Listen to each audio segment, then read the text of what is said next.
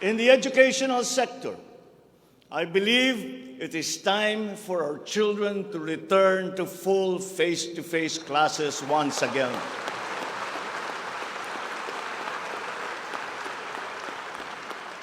The Department of Education, led by our highly able Vice President Sara Duterte, is now preparing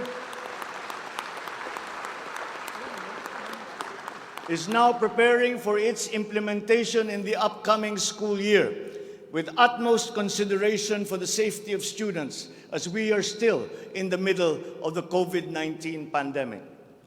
We must ensure that our classrooms are safe for teachers, for students, and the entire academic community when they return to face-to-face classes. We continue to encourage everyone to get their booster shots in preparation for the resumption of in-person classes. This is one of the reasons I have directed the Department of Health and the Department of Interior and Local Government to undertake another rollout of booster shots.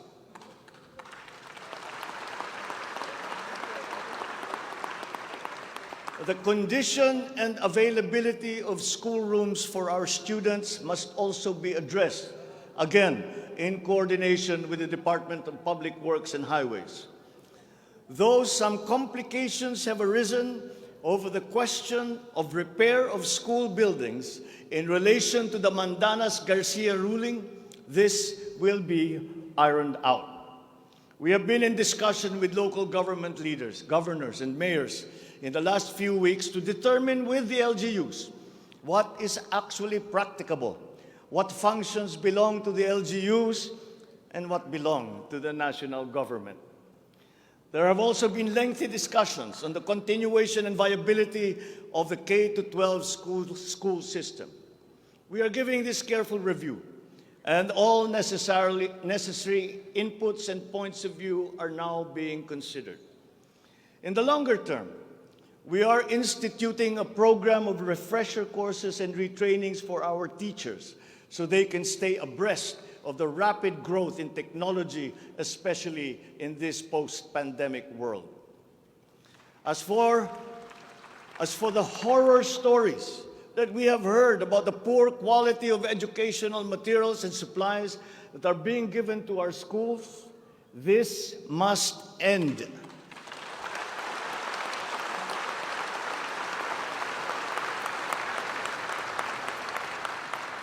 Our children must always be equipped with the best that we can provide. Ang edukasyon ay ang tangi nating pamana sa ating mga anak na hindi mawawaldas. Kaya anumang gastusin sa kanilang pag-aaral ay hindi tayo nagtitipid. Hindi rin tayo nagtatapon. And once again, I am not talking about history or what is being taught. I am talking about materials that are necessary for effective teaching in this day and age. Children now need connectivity to the internet. They need devices to use. They need computers, educational tools.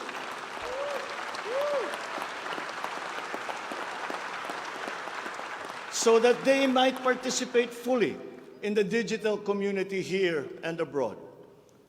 We must do better in the international rankings, especially when it comes to the so-called STEM subjects: science, technology, engineering, and mathematics. These skills, this knowledge, are necessary for our young people to be able to compete in a highly technological and competitive world. The raw talent is there in our young people. It is up to our educational system to develop and to refine that great pool of talent.